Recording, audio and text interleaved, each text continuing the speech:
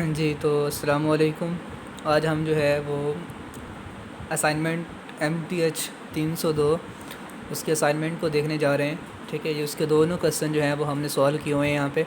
आप इसे समझ के ख़ुद बनाएंगे तो इंशाल्लाह आप लोगों के जो है वो कंप्लीट मार्क्स आएंगे।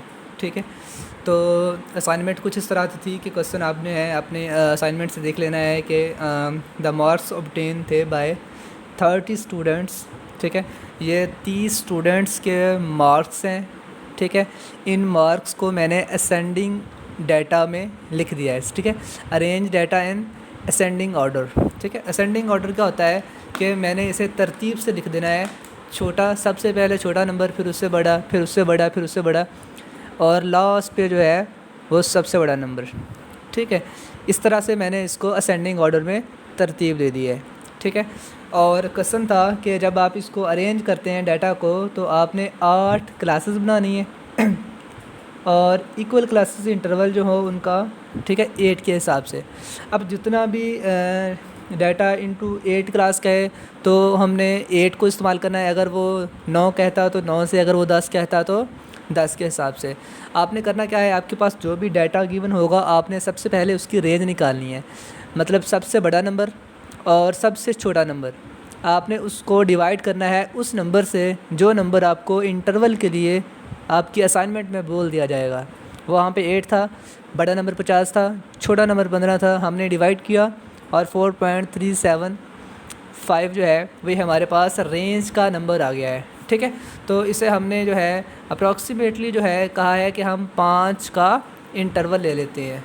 ठीक है, फिर हमने क्या किया, हमने सबसे देखा तो हमने जो है वो इंटरवल बनाने के लिए, ताकि इंटरवल जो है वो आसानी से बन सके, तो हमने क्या किया जी, हमने इंटरवल को कुछ इस तरह से लिखा कि हमने हर एक में जो है वो देखें 14, 15, 16, 17 और 18, हर एक में 5-5 का इंटरवल है। फिर 18 के बाद 19 होता है, 19, 20 और 21, 22 और 23, 5 का इंटरवल इसमें भी आ जाता है। तो इस तरह हमने इंटरवल देते देते देते हमने क्या किया, हमने लास्ट वाली टर्म तक पहुंच गए। देखें 49 से हमने यहाँ तक इसलिए लिखा है क्योंकि हमारे पास 49 से आगे भी एलिमेंट मौजूद थे। ठीक है, ये 59 और 50 जो है ये भी उसमें मौजूद थे। इंटरवल बनाना है आपने, यहाँ पे आपने नंबरिंग देनी है होती है यहाँ पे। ठीक है, ये 1, ये 2, 3 और 4, 5, 6, 7, ठीक है, और 8। ठीक है, तो इस नंबरिंग के बाद हमने क्या किया जी, हमने इंटरवल बनाना है। नंबर 2 पे आ जाता है फ्रीक्वेंसी। फ्रीक्वेंसी क्या होता है, जो है वो फ्रीक्वेंसी कहते हैं जी हमारे पास कि जब जो भी नंबर ऑफ़ जो है वो इंटरवल किसी भी कॉन्टीन्यूस क्लास के अंदर, ठीक है, यानी कि 14 और 18 की ज़द में कितने नंबर आ रहे हैं। ठीक है, 14 और 18 की ज़द में कितने नंबर आ रहे हैं, 1, 2, 3, तो ये 3 आ रहे थे, तो फ्रीक्वेंसी कितनी बन जाती है यहाँ पे, 3। और 19 और 23 की ज़द में कितने आ रहे हैं, ये देखिएगा 19 से आगे है ना, तो वो 20, 21, 22, 23। ठीक है, 22, ये भी 22 है और ये 23। ठीक है, तो कितने आ रहे हैं जी हमारे पास, 1, 2, 3, 4, 5, तो 5 नंबर बन रहे थे हमारे पास उस वक़्त। हमने वहाँ पे क्या लगा दिया, 5। आप इस तरह कोई भी नंबर उठा के देख सकते हैं। फ़र्ज़ करें मैं यहाँ पे ले लेता हूँ 44 टू 48, तो 44 शामिल है 1, 2, 3, 4, तो वहाँ पे इंटरवल मैंने क्या दिया, 4। इस तरह ये फ्रीक्वेंसी होती है कि आपके पास कितने नंबर शामिल हैं उस इंटरवल के अंदर। देन हमारे पास क्या होता है, क्लास मार्क्स। क्लास मार्क्स ऐसे निकालते होते हैं। देखें, क्लास मार्क्स को हम कह सकते हैं मीन। ये किस तरह से निकाला जाता होता है, जो आपके पास इंटरवल दिया होता है ना, आपने उन दोनों को जमा करना होता है, जमा करने के बाद 2 पे डिवाइड करना होता है, तो इस तरह आप इसका मीन निकाल लेंगे। ठीक है, जैसा कि इन दोनों को मैं जमा करूँगा तो कितना आ जाएगा मेरे पास, 32। 32 को मैं 2 पे डिवाइड करूँगा तो 16 आ जाएगा मेरे पास। ठीक है, इस तरह आप किसी भी चीज़ को जैसे इन दोनों को अगर मैं जमा करता हूँ तो 2 और 3 और 3 6 और 7 72 को मैं 2 पे डिवाइड करूँगा तो मेरे पास है 36। यानी कि इन दोनों को जमा करना है और 2 पे डिवाइड करना है, इन दोनों को जमा करना है, 2 पे डिवाइड करना है। तो ये हमारे पास क्या होता है, क्लास मार्क्स, जिसे हमने एक्स लिखते हैं, क्लास मार्क्स और एक्स लिखा हुआ साथ मैंने। ठीक है, फिर होता है इन दोनों को आपस में मल्टीपल करना होता है। इनको आपस में मल्टीपल कर दिया मैंने, ये आपस में मल्टीपल हो जाते हैं, ये आपस में मल्टीपल हो जाते हैं। ठीक है, 5 1 5, 5 3 15, ठीक है, ये आपस में क्या हो जाते हैं, मल्टीपल हो जाता है। ठीक है, तो हमने चूँकि इनका मीन निकालना था, उसने कहा था, तो मीन क्या होता है कि आपके पास जो भी एफ ऑफ एक्स का समीशन होगा उनका मजमुआ बटा फ्रीक्वेंसी, ठीक है। तो इस तरह जो है वो हमारे पास क्या आ जाता है, उनका मीन आ जाता होता है, ठीक है। तो हम कैसे निकाल सकते हैं मीन, कि हमारे पास जो है अगर हम इन दोनों को आपस में क्या करवा देते हैं, ऐड करवा दें। ऐड करवाने के बाद, ठीक है, फिर हम क्या कर दें जी, उनको आपस में सब्ट्रैक्ट करवा दें, ठीक है। तो यहाँ पे मैंने देखें सिग्मा एफ ऑफ एक्स निकाला हुआ है और सिग्मा एफ भी निकाला हुआ है। तो जैसे ही मैं मीन लिखूँगा तो मीन के लिए मेरे पास जो फार्मूला होता है वो हमारे पास होता है, उसे एक्स बार भी लिख देते होते हैं, ठीक है। तो इसे हम लिखते हैं सिग्मा एफ ऑफ एक्स, ठीक है, सिग्मा एफ ऑफ एक्स, ठीक है। एफ़ और एक्स दोनों आ जाते हैं, ठीक है। मैं यहाँ पे क्लियर कर देता हूँ, सिग्मा आ जाता है और एफ़ आ जाता है और एक्स आ जाता है और नीचे सिर्फ जो है वो हमारे पास क्या आ जाता है, सिग्मा एफ़, ठीक है। तो सिग्मा हमारे पास क्या आ जाता है, एफ़, ठीक है। तो ये मेरे पास आ जाती है वैल्यू जी 9, 7, 5 और ये मेरे पास कितनी वैल्यू है 30।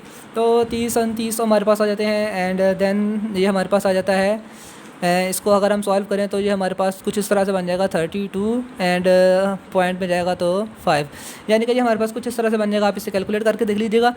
और ये 32.5 जी इसका हमारे पास पहले क्वेश्चन का जो है वो फाइनल आंसर आ चुका है, ठीक है। इस तरह से हमने क्या किया, हमने जो इसका सम लिया, ये कैसे आया, इनको जमा करना है, इसको ये आपस में जमा करेंगे, वो होता है सिग्मा एफ एक्स और आपने दूसरा सिग्मा एफ़ को ऐड करना है। तो मीन के लिए होता है कि सिग्मा एफ ऑफ एक्स बटा सिग्मा एफ़, दोनों को डिवाइड करेंगे, आपके पास आंसर आ जाएगा, ठीक है। तो देन हमारे पास जो है वो क्वेश्चन नंबर जो है वो उसका सेकंड आ जाता है कि किस तरह से हम फाइंड द क्वार्टाइल जो है वो डेविएशन को फाइंड करते हैं। तो उसके लिए हमारे पास जो होता है कुछ किस तरह से होता है कि हमारे पास कुछ भी गिवन डाटा होता है, हमने हमारे पास कुछ इस तरह से था 10, 15, 11, 9, ठीक है, एंड देन जो है 10, 9, 39, 29, 15 एंड 14 एंड 7। तो मैंने क्या किया, सबसे पहले हमने इसको असेंडिंग ऑर्डर में तब्दील कर दिया, ठीक है। तो असेंडिंग ऑर्डर में किस तरह से तब्दील किया जाता है, हमारे पास असेंडिंग ऑर्डर में मैंने इस तरह से तरतीब दिया है कि आप देख सकते हैं कि पहले मैंने 10, 10, 11, ठीक है, सबसे छोटा, फिर उससे बड़े और फिर अप टू 100 इस तरह से। तो ये नंबर ऑफ़ टर्म कितने बन रहे थे, 9 बन रहे हैं, ठीक है। तो सबसे पहले मैंने फर्स्ट क्वार्टाइल निकालने का तरीका ये होता है कि ये आपके पास होता है असल फार्मूला, ठीक है। इसके साथ 1 लग मौजूद है, वो नज़र नहीं आ रहा लेकिन, ठीक है।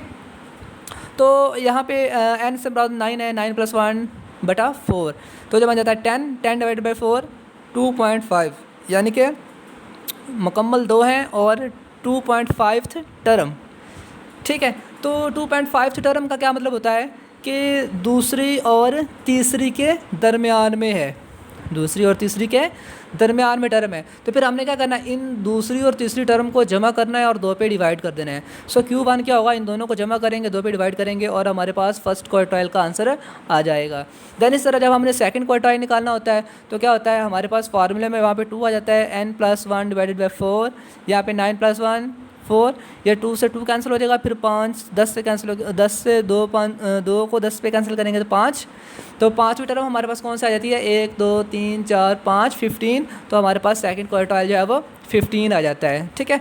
देन हम थर्ड क्वार्टाइल निकालेंगे, फार्मूला वही होगा 3 × n + 1 / 4, 9 + 1 / 4, इसको हल करेंगे तो 7.5 बन जाएगा आंसर, ठीक है। यानी कि 10 3 30, 30 को 4 पे डिवाइड करेंगे तो आंसर है कुछ ये बन जाएगा। देन इसको हमने कैसे फाइंड करना है, तो देखें 7 टर्म पूरी है, 7वीं और 8वीं टर्म के दरमियान में आंसर होगा।